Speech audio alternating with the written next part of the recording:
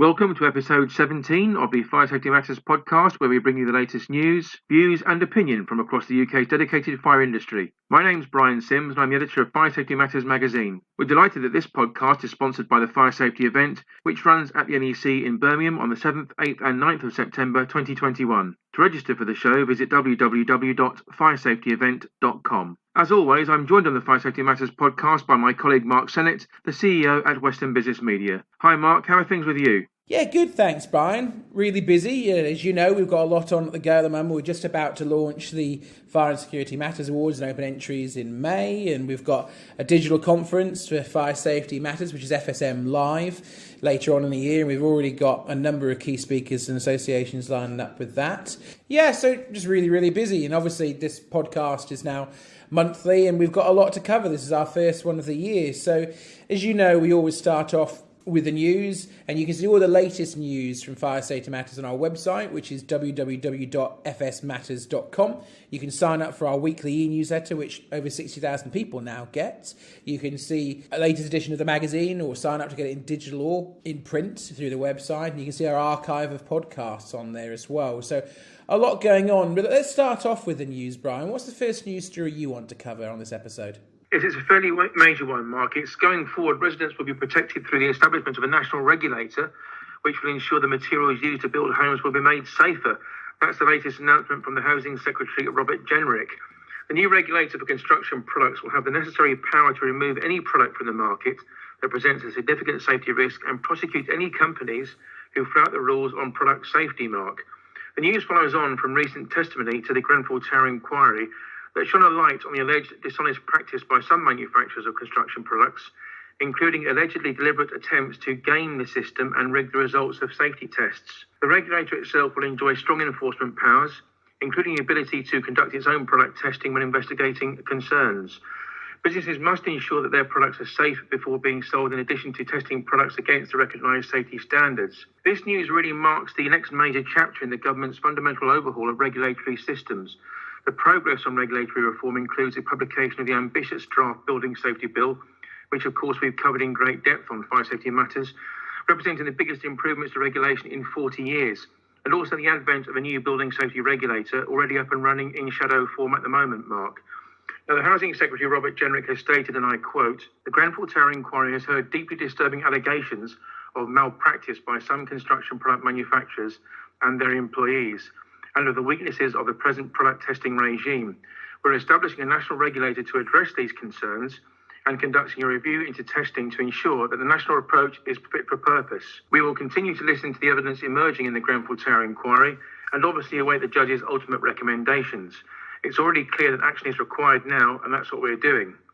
Paul Scully, Business Minister and the Minister for London, has observed, and again I quote, "We all remember the tragic scenes at Grenfell Tower and the entirely justified anger which so many of us in London and throughout the UK continue to feel at the failings that episode exposed. This must never happen again, which is precisely why we're launching a new national regulator for construction materials, informed by the expertise that already exists within the Office for Product Safety and Standards." Dame Judith Hackett, Chair of the Independent Review of Building Regulations and Fire Safety, of course, has commented, "This is another really important step forward in delivering the new regulatory system for building safety. The evidence of poor practice and lack of enforcement in the past has been laid bare. As the industry itself starts to address its shortcomings, I see a real opportunity to make great progress in conjunction with the national regulator." The regulator itself will operate within the Office for Product Safety and Standards, which is to be expanded and given up to £10 million in funding to establish the new function. It will also work with the Building Safety Regulator and Trading Standards to both encourage and enforce compliance. The government has also commissioned an independent review to examine weaknesses in previous testing regimes for construction products and to recommend how abuse of the testing system can be prevented in the future. This process will be led by a panel of experts with regulatory, technical and construction industry experience, and they'll report later on this year with its recommendations, Mark. Yeah, I mean, this is a significant story, Brian. It feels like this is a real year of shift change for the fire sector. I think we talked about this before. The fire sector can often be quite slow-moving. It takes a long time for legislation to happen, and we've talked about this in previous editions of the podcast. It's a big year this year. We've got the Grenfell inquiry coming to a conclusion, which we would imagine will potentially lead to some actual prosecution prosecutions of people involved in that. We've got the Building Safety Bill, which will get royal assent this year, the Fire Safety Bill. It's a real year of significant change in the sector, and this is just a step along the way. I think the most important thing that you covered there was the part where you said that the regulator for construction products will have power to remove any product from the market that represents a significant safety risk and can prosecute companies who flout these rules on product safety. That is a significant power that should not be ignored here. That is, for me, the biggest thing that comes out of it, and should be very welcome. If a product is not safe for use, they should have the power to remove it from market, and they should prosecute people that could potentially be putting people's lives at risk. In fact, one of our guests on this episode of the podcast is Adam Turk, who is the CEO, or the new CEO of Siderise, and he was saying to me off air that actually he thinks there's a lot more to come yet in terms of even more legislation or self-regulation of the industry that will come, because he's been having conversations with this regulator, and I think there's a lot more to come. So certainly a lot to keep an eye on, Brian. And if we move on to our next story, if you don't mind, and similar vein, to be honest, Brian. This comes from Labour leader Keir Starmer, who's obviously leader of the opposition, who has laid down the risks for his demand to combat cladding risks. So Keir Starmer has set out demands designed to tackle what the Labour Party references as the cladding scandal. As new figures suggest, up to 11 million people are at risk from life-changing cladding costs and unsellable properties. Ahead of a crunch vote in Parliament, the Labour leader called for the new National Cladding Task Force, largely modelled on a successful approach adopted by Australians, designed to address a deepening crisis led by cladding and to protect leaseholders from bearing this cost. With analysis showing that 1 in 6 UK homes are apparently now at risk, Starmer has also set out a comprehensive set of policy demands to kickstart action from central government, arguing that, and this is going to happen during Labour's opposition debate, that they must prove to be a turning point for this crisis. After government ministers promised 15 times to protect leaseholders, the Labour Party is urging Conservative MPs to support its motion to ensure that costs are not passed on to residents, and also that those responsible for the cladding scandal are pursued. Now, we covered this in great length, Brian. You did a great article on this before Christmas, and ultimately Labour, during their opposition day, outlined 6 demands for safer homes. So they said the National Cladding Task Force would drive forward Labour's 6 demands for safer homes, which would include immediate upfront funding for the removal of deadly cladding and other urgent fire safety related work, protecting leaseholders and taxpayers by pursuing those responsible for costs, a new and legally enforceable 2022 deadline to make homes safe, legislation to protect residents from costs, and stimulating market movement by ensuring that all affected residents can sell and remortgage, and also stamping out rogue builders by reforming the sector. Now, I know that you will have more to add to this in a minute, Brian, but obviously that opposition day debate has now happened, and I think it's no surprise to anyone that the government did not back the motions put forward by the opposition. And that being said, before you give us a bit more information, I can certainly understand the concerns around this area. If you've got dangerous cladding on your building, first and foremost, that is dangerous to life safety and property protection. I'm just stating the obvious there, and that needs to be rectified. But of course, that will cause a real issue if you're going to sell your premises with that, because ultimately people are not going to want to pick up a property where they could have significant improvements they have to make for insurance purposes or life safety or property protection. So I certainly can understand the proposition put forward by the opposition. So I think, Brian, you wanted to add a few more bits to this. Yes, Mark. Well, Labour's National Cladding Task Force would be given strong powers to establish the full extent of dangerous materials on buildings, prioritise them according to risk, and also ensure that enforcement is taken against those who refuse to undertake the necessary works. The interesting point to note here is, Mark, that Labour's analyses of figures from the New Build database and the Office for National Statistics strongly suggest that the cladding scandal, as they call it, could be even larger than previously thought, affecting as many as 11 million people. The New Build database estimates the situation may affect up to 4.6 million properties, with an average of 2.4 residents per property. Data also shows apparently that the cladding scenario risks freezing the entire market for flats after sales halved compared to last year. Now, Keir Starmer, I'm quoting him here, Mark, he said this: "This must be a turning point for those affected by the cladding scandal. Millions of people have been sucked into this crisis due to years of dither, delay and half-baked solutions from the government. For many leaseholders, the dream of home ownership has become a nightmare. They feel abandoned, locked down in flammable homes, and facing ruinous costs for repair work and interim safety measures. Now, prior to the debate in Parliament, Mark, Keir Starmer urged Conservative MPs to vote with the Labour Party in Parliament and put their constituents' safety and security first. He also urged the government to take hold of this crisis through the establishment of a national task force and by implementing Labour's 6 core demands. But it looks like that's not going to happen. Our first guest on episode 17 of the Fire Safety Matters podcast is Brett Ennals. Brett is the founder and managing director at Cento, the nationwide recruitment company with a keen focus on the fire and security markets, in addition to the health and safety sector. A graduate in business and finance at the South Nottingham College, Brett began his career in the business world back in 1989 after a 4-year spell with the RAF Special Signals Unit. Across 7 years, he worked as an engineer for both Able Alarms and Gent before becoming a regional manager for Notifier in May 1999 and then moving into a similar role at Defence of Fire Detection Systems 2 years later. Just shy of 4 years in the role of sales manager for Honeywell followed before Brett established Cento in 2007. Today, the business provides a tailored range of recruitment solutions for the supply of both contract and permanent staff. Earlier this week, I chatted with Brett about the skills shortage in the sector, what salaries look like at present, and also the role of subcontractors in the market. First, Brett offered a timely overview of the recruitment landscape in order to set the scene.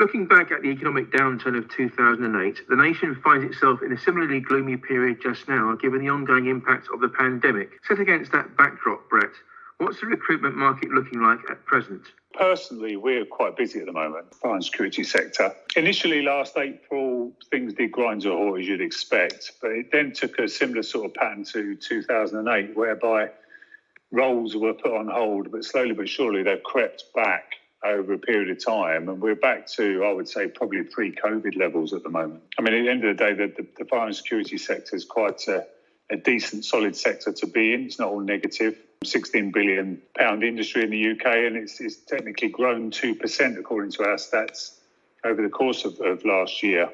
I think really the issue that is out there at the moment is the candidate confidence to move jobs. Candidates are a bit reluctant to move jobs, which doesn't help the situation. But other than that, people are still recruiting. There has been a great deal of talk focused on the skills shortage across the fire and security business sectors, Brett. There are several initiatives that have been kick-started to address the situation, but do you believe it's the case that someone needs to take ownership of this and really drive positive change here? Yeah, I think there's some very good initiatives out there from various different sources. I mean, personally, I think there should be more of a cohesive approach, and I think there should be more education into schools and colleges to raise the awareness. I don't think anyone's actually taking ownership of that personally. Again, it's just my personal opinion. I've recently been through a friendship situation with my own son, who's 16, was 16, he's 17 now, but he was 16. And I would say he's gone in to be an electrician, but I would say getting an apprenticeship for a 16-year-old is incredibly difficult due to health and safety rules. But not only that, it's also the availability of training at local colleges. So I think the fire and security industry is missing a trick by not assisting 16 to 18-year-olds. Most of them want 18-year-olds, but there's a glut of school leavers coming out now that are looking for apprenticeships that can't get them. So I think there is something more to be done. When it comes to salaries, Brett, are they appearing to hold firm in the recruitment market just now, or are you witnessing fluctuations? Yeah, salaries are always an emotive subject, but I think they're increasing. And this is being driven by the skill shortage, really. It's market forces more than anything. But in essence, salaries are increasing. The demand of certainly for engineers for greater salaries are increasing. And I know that is putting pressure onto a lot of the installing businesses. Industry discussions also realise something of a debate about the perceived reliance on subcontractors. What are your own views on this issue, Brett? Again, personal views, but I think it's a catch-22 situation, unfortunately. A lot of the clients that we deal with are looking for permanent staff, but due to shortage, the skills shortage, they're using contractors. Engineers then perceive that they're going to earn a lot more money as a contractor, or they get a better work-life balance, and so subsequently then leave permanent jobs to go to become a contractor, which then increases the skill shortage, and so it goes on. The concern I've got for people leaving, I think the contractor market's saturated, and I think that there's a lot of engineers leaving permanent positions to become contractors that haven't done the due diligence to set themselves up correctly, set themselves up as a legal entity correctly, and be insured correctly. As one of the sector's foremost recruitment businesses, what would be your best practice advice for candidates and those companies who are currently recruiting as we move further into the new year?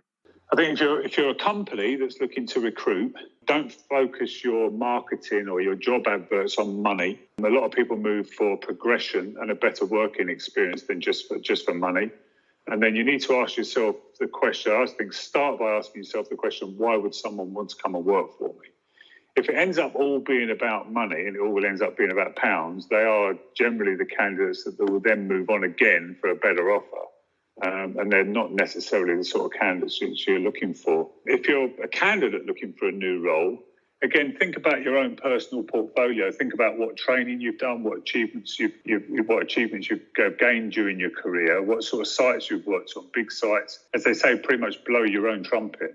And finally, Brett, if our readers want to contact Cento for advice and details on the latest vacancies, what's the best way for them to do so?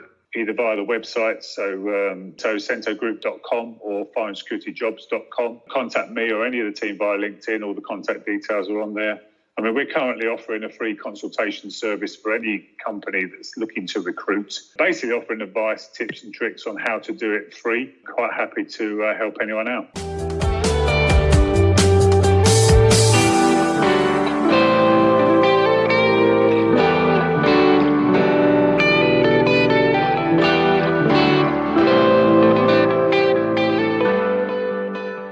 So back into the news now, Brian, and you know, every so often you get a massive prosecution. That we cover prosecutions all the time on our website, which for those of you that don't know the website, just go to www.fsmatters.com and all the latest fire safety prosecutions are in there. But one thing that you often see in the fire sector is there isn't massive fines, and it's something that I've talked about at length in the past, that actually maybe that's something that we need to address a bit more in the fire sector, is having larger enforcement fines to actually potentially scare people into complying with legislation more. You really need to have a deterrent. So in this situation, I thought we couldn't ignore the Cameron House Hotel fire. So the owner was fined £500,000 in the wake of fire safety failings at the Loch Lomond premises. Now, if you haven't read Brian's article on this on our website, it's a must. It's got more detail in it than you'll find anywhere else in the sector. Brian's got some real inside track into this, and we'll cover it now. So, Cameron House Resort, Loch Lomond Limited, which is the owner of the 5-star Cameron House Hotel, which is located in Balloch, has been fined £500,000 for fire safety failings, which led to the deaths of 2 guests staying at the premises in late 2017. Also, an employee of the company had an 18-month supervision order imposed, as well as a community payback order, and has been instructed to carry out 300 hours of unpaid work after admitting health and safety failings related to the blaze. So, Dumbarton Sheriff Court heard that in the early hours of the 18th of December 2017, Christopher O'Malley removed ash from an open fire in the hotel, which is to be found on the banks of Loch Lomond, as part of his duties as a night porter. He then emptied the ash into a plastic bag and put it in a cupboard which contained combustible materials, including kindling and newspapers. An alarm sounded at 6:39 a.m, and members of staff noticed smoke emanating from the cupboard. Shortly afterwards, the fire began to take hold and the flames quickly spread. Upwards of 200 guests and members of staff were quickly evacuated from the premises. After 8 a.m, it was discovered that guests Richard Dyson and partner Simon Midley, 38 and 32 respectively, were missing. Firefighters eventually recovered their bodies from the second floor. The duo, who had travelled from London to stay at the premises as part of a holiday, were found to have died as the result of smoke and fire and gas inhalation. In an incident that occurred just 3 days earlier, 35-year-old O'Malley had been told not to put ash into the plastic bags. Fire risk assessments carried out at the premises in 2016 and 2017 found that there was no written policy in place covering the emptying of hot ash from open fires. At the time of the fatal fire, there was still no written procedure to follow. On the 22nd of August 2017, the Scottish Fire and Rescue Service carried out an audit of the hotel which highlighted the unacceptable issue of combustibles being stored within the cupboard. A multi-agency investigation which involved Police Scotland, the Scottish Fire and Rescue Service and West Dunbartonshire Council took place. This was overseen by the Health and Safety Investigation Unit of the Crown Office and the Procurator Fiscal Service. The investigation found that the Cameron House Resort, which is Loch Lomond Limited, had failed to take the necessary fire safety measures required to ensure that the safety of employees and guests, had failed to put in place proper procedures, training and supervision of the disposal of ash and embers of the hotel's solid fuel fires. So Cameron House Resort, Loch Lomond Limited, also failed to keep the cupboard that contained potential ignition sources free from combustibles and maintain an empty metal bins used for the storage of ash and embers. So the company admitted 2 charges of breaching the Fire Scotland Act of 2005, and the fines levied were reduced from $750,000 in relation to an early guilty plea. O'Malley admitted to breaching Section 7A and 33(1)A of the Health and Safety at Work Act 1974, which relate to the obligation of an employee to take responsible care for the health and safety of people affected by their acts or omissions at work. So I'm going to throw over to Brian in a minute to give you a bit more information, but this is just an absolutely tragic story. It's a double fatality. It's a place where you'd expect to be safe in a hotel. And I think, as you can see here, the level of fine enforced, Brian, it's pretty obvious why it's as high as it is, because there's many aggregating factors there that they just didn't take action despite these serious issues being identified. It's a completely avoidable incident, and it could have been even worse than the tragedy that it already was, because there were over 200 guests in there. So this is one of the biggest fines that you'll see in a long time. And, you got some really great insight in here. We got to go into some real detail there that, just wasn't available in the wider public domain. And there's just so much to be learnt from here. If you're a hotelier, it's essential that you follow the legislation in place. Make sure that proper risk assessments are taken into consideration, making sure that, storing combustible materials in an unsafe place and putting burning embers into combustible materials and then next to further combustible materials is just obviously a recipe for disaster, Brian. So I'll get off of my soapbox in terms of ranting, but this is certainly one of the saddest and most major prosecutions we're going to cover in a while, and I think there's more that you want to say on it. There is, Mark. I have several quotes from some of the people involved in this case.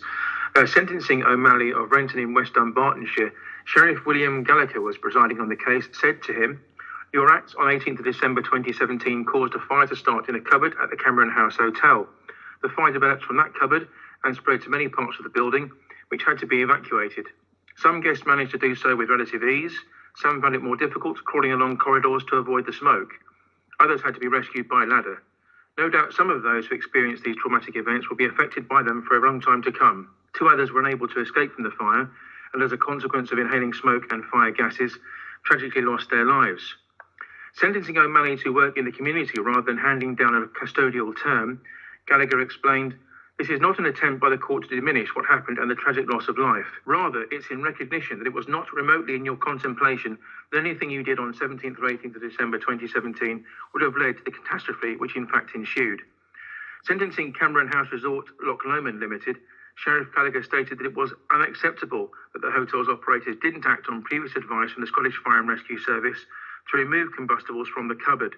He concluded, and I quote, "I do not consider that the company simply disregarded advice and recommendations, but rather that its specific advice and recommendations were translated or interpreted wrongly or incompletely." Alistair Duncan, head of the Health and Safety Investigation Unit, commented, "The failings on the part of Cameron House Resort, Loch Lomond Limited and Christopher O'Malley led to the deaths of Simon Midgley and Richard Dyson. The tragic loss of these 2 lives has exerted a devastating impact on their families and friends. These convictions and sentences are the culmination of a thorough and technical investigation carried out by the Scottish Fire and Rescue Service, West Dunbartonshire Council and Police Scotland, overseen by the Health and Safety Investigation Unit of the Crown Office and the Procurator Fiscal Service." Duncan went on to state, "This incident should serve as a stark reminder to other companies that failure to implement the necessary fire safety measures can have terrible consequences." So, Brian, we've got one more news story that we want to cover, and what have you got for us? Yes, this one's about firefighters, Mark. Researchers at the University of Central Lancashire have created a new nationwide database designed to assess the potential link between exposure to fire toxicants and the increased occurrence of cancers and other diseases among firefighters. Known as the UK Firefighters Cancer and Disease Registry, The database will collect information on firefighters' work routines, their exposure to fire effluents, their lifestyle and their health. This will enable scientists to identify and recognise most common cancers and diseases related to firefighters' work, and in the future, offer preventative health screening, education and support that's designed to protect firefighters' health. Initiated and co-sponsored by the Fire Brigades Union and clinicians working at the Royal Preston Hospital, the project will allow university researchers to analyse data on a long-term basis, Mark. As part of this, they'll track the number of cancer cases among firefighters over time, investigate possible causes of cancer, such as exposure to those fire toxicants we mentioned earlier, and other diseases, and also evaluate the risk of different cancers among firefighters compared with the rest of the population.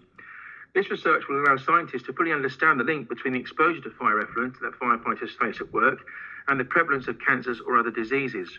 All firefighters, both serving and retired, as well as those that have or have not been previously diagnosed with an illness, will be invited to register, Mark. The research follows on from an independent University of Central Lancashire report commissioned by the FBU that provides guidance for fire brigades on how to minimise exposure to fire effluents, as well as highlighting the high levels of carcinogens present in the working environment of firefighters. Now, Professor Anna Steck of the university, who specialises in researching fire chemistry and toxicity, has said, and I quote, "The UK's National Cancer Registry and Analysis Service is currently not able to provide any reliable data on cancer incidence or mortality among firefighters. Setting up the UK Firefighters Cancer and Disease Registry will enable us to identify and keep track of all firefighters who've been diagnosed with cancer and other diseases, as well as identify any association between firefighters' occupation and exposure to fire carcinogens." Professor Steck went on to state, "We're calling on all firefighters, including those new to the career and those that have moved on, to register with the UK Firefighters Cancer and Disease Registry. Filling in this registry will help us to track the rates of cancer and disease cases over time, as well as helping us to recognise the most common diseases and cancers related to firefighters' work and the exposure to fire toxins." Matt Rack, who's the General Secretary of the FBU, has commented, "Firefighters take on huge risks when tackling an emergency, but the hazards posed to their health don't stop when a fire is extinguished. Every current and former firefighter who's suffered a serious or chronic illness needs to add their name to this register, such that we can then further expose the shocking numbers of firefighters suffering from cancer and other diseases." Rack went on to state, "We need to be doing far more to avoid contamination in the first place.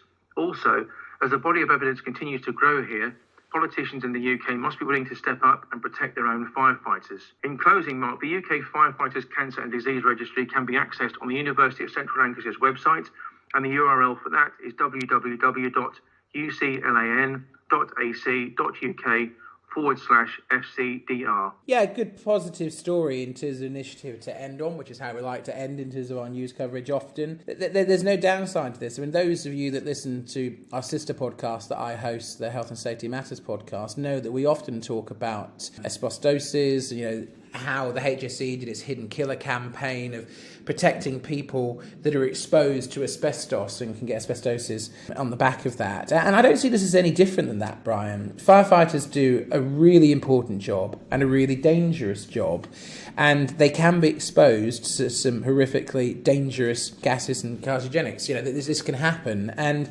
ultimately, this research seems to be a really, really sensible idea, because I've said this before on the FSM podcast, everyone that goes to work has the right to come home safe. Even if you do a high-risk job like a firefighter, you still have the right to come home safe. And this is a really important study. It's great to see the FBU are backing it, and hopefully it gets some really positive results, like the Hidden Killer campaign did do for the HSE, and we can take then preventative protectionary steps to further protect firefighters. So really positive campaign, I'd say, some research to finish off this news on this podcast. So now I'm delighted to welcome back Warren Spencer, who joins us in every episode of the Fire Safety Matters podcast. Warren is a leading lawyer in fire safety in the UK and has actually prosecuted more cases than anybody else under the fire safety order. Towards the end of last year, FSM actually partnered with Warren to do a digital conference on the fire safety bill and what it could mean for fire safety regulation in the UK. So I called up Warren to see what was discussed during this conference, and we also chatted about what Warren thinks might happen this year in relation to fire safety laws,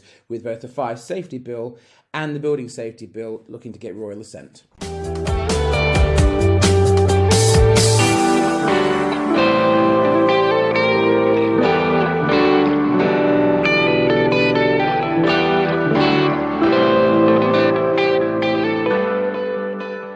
Warren, welcome back to the podcast. We're back for 2021 and we're thrilled that you are still a guest for us on every monthly edition now that we do the Fire Safety Matters podcast. Did you have a great Christmas break? It was quiet, obviously, with the restrictions that we've got in place, but it was a nice and welcome break. Thanks, Mark. Well, we obviously did a big conference together, which I want to talk about today before Christmas. It was the first time that we partnered together to do a fire safety legal conference. It was a pay-to-attend digital conference, and it focused on the new fire safety bill. So just wanted to use today's podcast because this was a really useful session. For those that didn't hear it and take part in it, can you tell us a bit more about what you covered? Because it wasn't just you either. You obviously had leading barrister Joseph Hart was part of it as well. So what did the session cover, Warren? So we dealt with the fire safety bill as drafted as it is at the moment and the views on how it may alter anything, if in fact the bill does alter anything in relation to the fire safety order.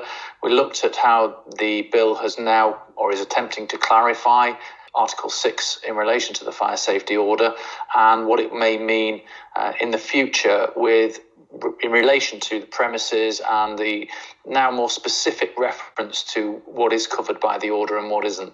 Yeah, and obviously this was the first time that you've done a digital version of this because, I don't think everybody knows this, but you're quite an experienced trainer in terms of fire safety. You've done numerous face-to-face events. What kind of things do you normally cover, Warren, when you do your training? Well, there's two kinds of training that I do. The first is for fire services and for fire safety officers in relation to enforcement and putting together enforcement files, enforcement notice appeals or prosecution files, collection of evidence and things like that. So I train in that arena, but also now quite a lot of training for private companies, in particular companies with portfolios of premises and where responsibilities for fire safety management are shared with other companies such as supported living or shopping centres or airports, things like that. Now, obviously, this is quite a landmark year for the UK in terms of fire safety legislation. Right now, we've got two bills going through Parliament that we hope will get royal assent towards the end of the year, which is obviously the fire safety bill, which you discussed during that conference, and also the building safety bill. Now, we've talked off air about this before, but have you given any direct input or been asked for any input in the fire safety bill to give any views on it? Because obviously you've prosecuted more cases under the fire safety order than anybody else in history. I have had talks with the Home Office in relation to the fire safety bill. I had a couple of Zoom calls during the first lockdown and gave examples of cases that I dealt with and provided my view of where the order needed looking at and needed reviewing. I mean, in a nutshell, we talked about this before, and correct me if I'm wrong, I think you've actually said that from what you can see so far, this is a very welcome look at the fire safety order, isn't it, through the fire safety bill? This is something that you actually support the government looking at. Absolutely. It was drafted in 2004, and although it's the fire safety order 2005, it actually came into being and into effect on the 1st of October 2006. So, we're talking about this year being 15 years since the fire safety order came into effect. And obviously during that time, the order's been tested. There've been, up to about 800 cases.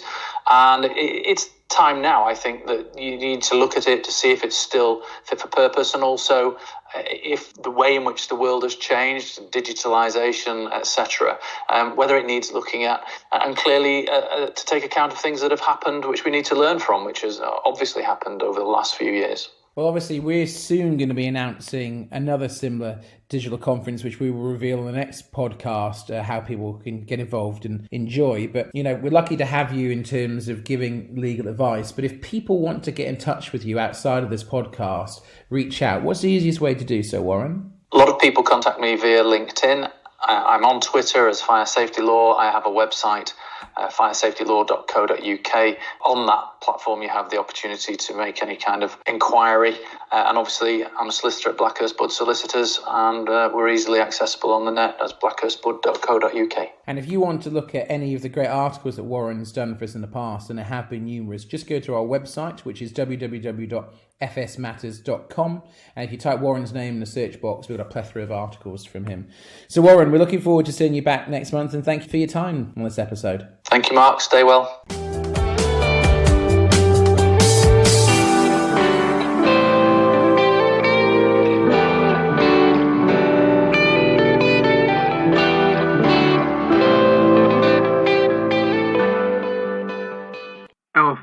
guest on this edition of the podcast is Adam Turk, CEO at the Siderise Group. Adam joined the Siderise family of British manufacturing businesses last May. The group includes Siderise Insulation, a specialist in passive fire protection solutions for building envelopes. The proud holder of an MBA from the University of Warwick's Business School, Adam became National Sales Manager for Housing at British Gypsum in 1998, before moving to Artex Blue Hawk 2 years later and becoming Sales Director. A spell as Marketing Director for Artex Raw Plug followed, before Adam then assumed the role of UK Sales and Marketing Director at Geld Wen. Adam then served as Commercial Director for the Polypipe Group across the next 11 years. He subsequently joined Baxi Heating in June 2016, spending 3 years in the role of Managing Director for the Commercial Division. Earlier this week, Mark interviewed Adam about several key topics. Here's what he had to say.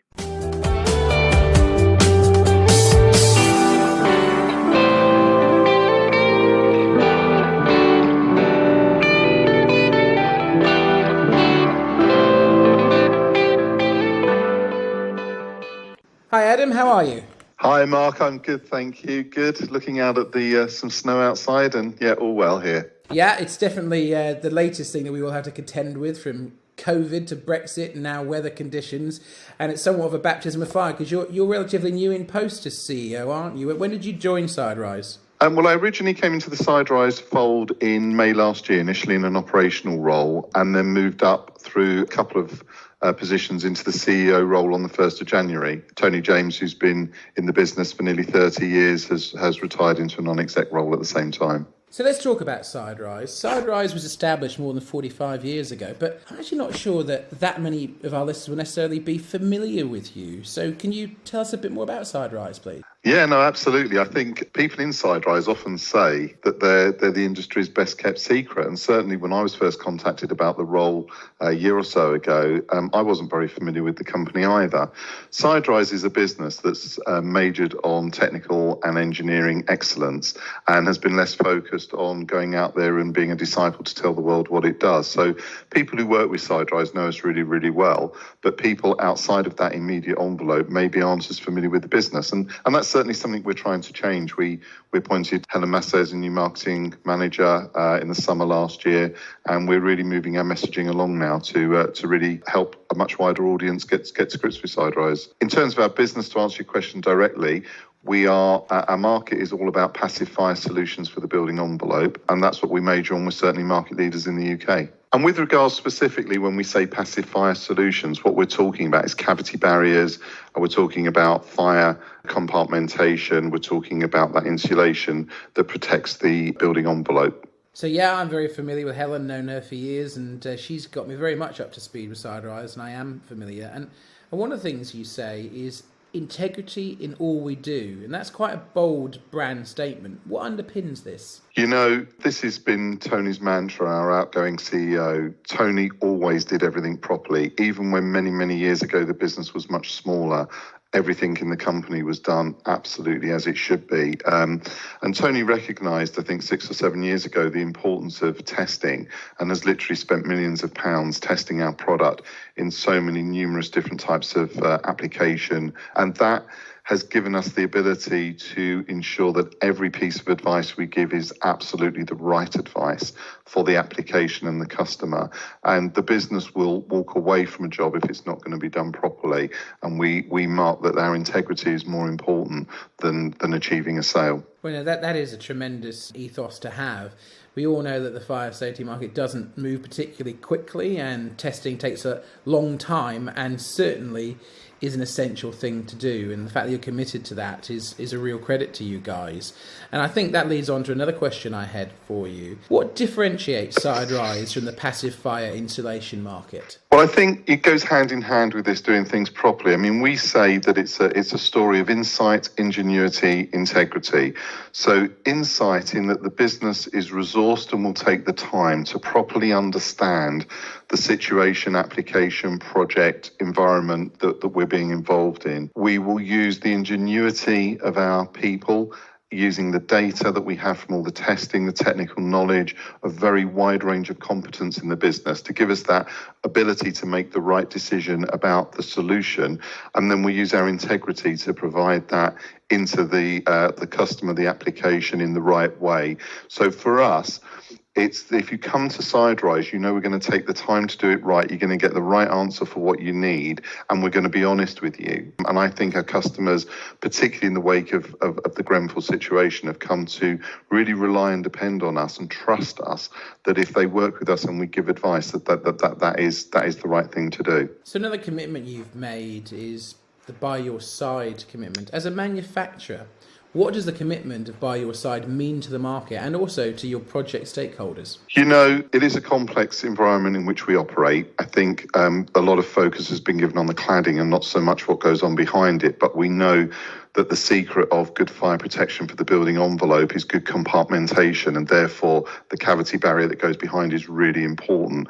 And the by your side really reflects the fact that we will work with our customers right the way through the process. We don't let go of their hand at any point. So we're there when they're specifying and designing the building to give advice on what's required. We're there when the installer's procuring and starting to install. We're there training them.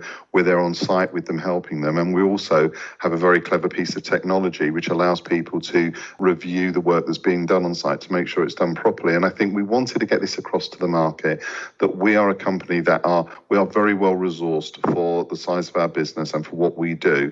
And we have the people, we have the expertise to hold your hand and be alongside you all the way through the process, so you can be comfortable that if you use our products, you will get this compartmentation issue around the passive fire solution completely correct. And of course, for anyone listening to this who wants a bit more information about By Your Side, it was very prominent in the last issue of Fire Safety Matters. In fact, it was on the front cover of our issue, followed up with a really fascinating article that was written by Siderise. And all you need to do is look at our online edition of the magazine. You can go to www.fsmatters.com and you can see all about By Your Side. But if I move on to the last couple of questions, Adam, so without giving away any trade secrets here, can you maybe give us a little bit of a sneak peek or an insight to what might be next in the product pipeline for Siderise? Yeah, look, I think probably fair to say that we really excel on the high-rise buildings, and there is this talk amongst government at the moment about whether this 18-metre threshold will come down to 11, and what we're starting to see is a real interest in providing solutions for passive fire protection on masonry applications. And so we have a range of products that work well in the masonry market. We've created a couple of new ones, one we're particularly excited about.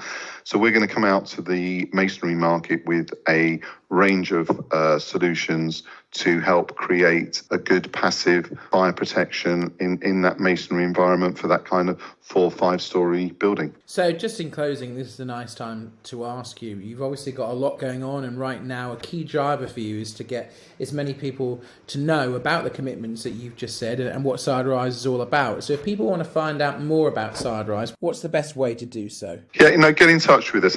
We run Net Promoter Score surveys every month, and one of the things that's really come across is just how powerful the interaction with our people is at all levels. They're getting numerous good compliments back. So please touch base with us, come to our website, call us, get in touch with your local facade manager, talk to our technical representatives, talk to our helplines. And I think that first point of contact will be one that we certainly would welcome and that you will enjoy and get a lot from. And hopefully then we can start to build a loyal relationship with you. Adam, firstly, best of luck in the new role. Sounds like you've got a lot to look forward to there, and thanks for joining us today. Thanks, Mark. Really appreciate the opportunity. I've come in to a fantastic business, and I'm very humbled to have the team around me that I have. And we have got a lot to do, and we're all very excited to be getting on and doing it. And really thank you for the opportunity to speak to your readers.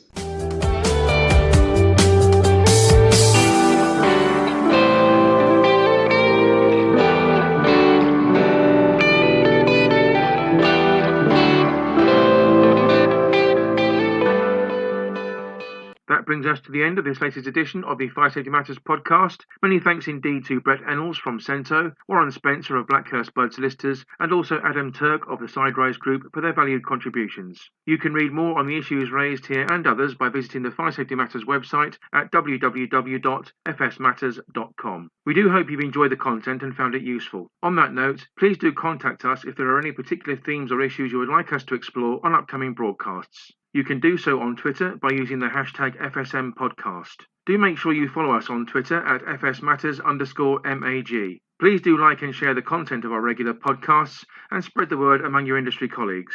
You can listen to the Fire Safety Matters podcast for free on iTunes, Spotify, YouTube or Podbean. All you need to do is enter the term Fire Safety Matters into your chosen platform search box. We'll see you next time.